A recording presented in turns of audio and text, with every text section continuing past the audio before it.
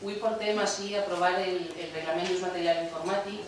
que ve a establir les normes que tenen que complir els treballadors tant de l'Ajuntament com de les empreses municipals per tal de garantir la seguretat de les dades i del sistema informàtic com manen les lleis sanitàries. Així doncs, el que proposem a aquest ple és aprovar inicialment la creació del reglament sobre l'ús del material informàtic, xarxes de comunicacions i telefonia de l'entitat, que a continuació he explicat. En segon lloc, exposar l'aprovació inicial en el tauler d'anuncis de l'Ajuntament i en el butlletí oficial de la província per un període de 30 dies, a comptar del següent al de la seva publicació en el dit butlletí oficial, a fi que durant el dit termini puguen presentar-se pels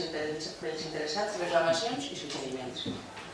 En tercer lloc, transcorregut aquest termini, anteriorment citat, sense que es presenten al·legacions, l'acord fins llavors provisional s'entendrà aprovat definitivament. En quart lloc, proposem, conforme a l'article 70 de la llei 7/1985 del 2 d'abril, l'ordenança aprovada entrarà en vigor quan s'hagi publicat completament el seu text en el butlletí oficial de la província i hagi transcorregut el termini de 15 dies previst en l'article 65.2 de la mencionada llei.